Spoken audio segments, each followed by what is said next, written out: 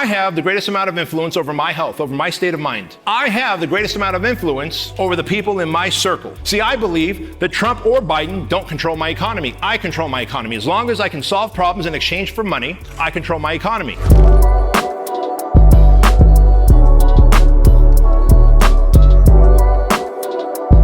The thoughts that occupy your mind and the people that you surround yourself with determine input.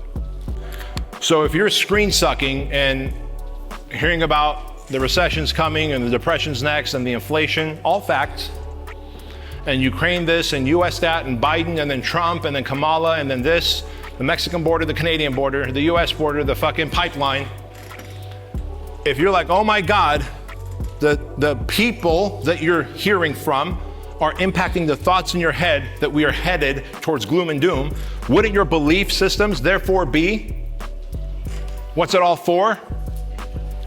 And if your belief systems are, then what's it all for? Fuck it. Wouldn't your actions be, well, I'm meant to fail. Therefore, you begin to self-sabotage. You begin to do the busy work that makes you seem like you're being productive, but you're really, and I learned this from Matt Schneider, our SWAT operator who is one of the project instructors, it's just tactical loitering. Tactical loitering. People who do busy work and they're posting on social media, and I crafted an email but didn't send it out yet, and I worked on a brand and I sent it to 99 Designs and they made 99 logos for me. Cool, man, you did all that today? Yeah, how much money did you make? 0. Tactical loitering. Like that. Right? Because your actions, you don't believe that you're going to achieve happiness because your beliefs are the world is falling apart because the input, the thoughts and the people are telling you the world's going to shit. See, I believe that Trump or Biden don't control my economy. I control my economy. As long as I can solve problems in exchange for money, I control my economy. And I have the greatest amount of influence over my health, over my state of mind. I have the greatest amount of influence over the people in my circle. Not Biden, not Trump.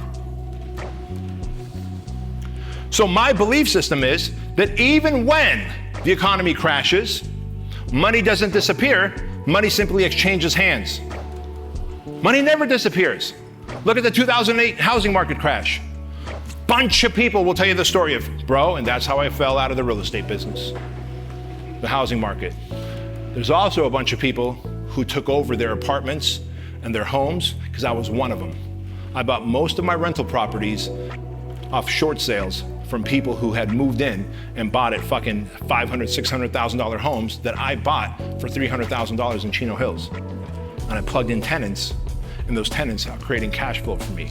During the economic crash of 2008, while everybody else was bleeding, I was building, and I wasn't alone. In 2020, like all these businesses went belly up. Bro, Amazon drivers made more money than ever. UPS drivers made more money than ever.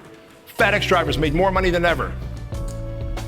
Think about all these small restaurants that were doing like Uber Eats and all those fucking Grubhubs made more money than ever. That means those people were willing to spend more money in 2020 than they were in 2019 when they were just working a 40-hour shift. Now they're working an 80-hour shift. They got more fucking money in 2020 than they ever did.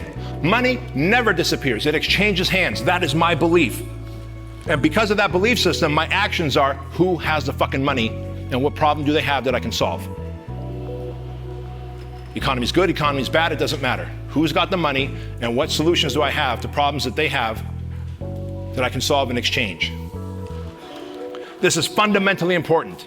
And that is a formula to a higher level of humanity. Like if you want to be a high-performing human, that is it.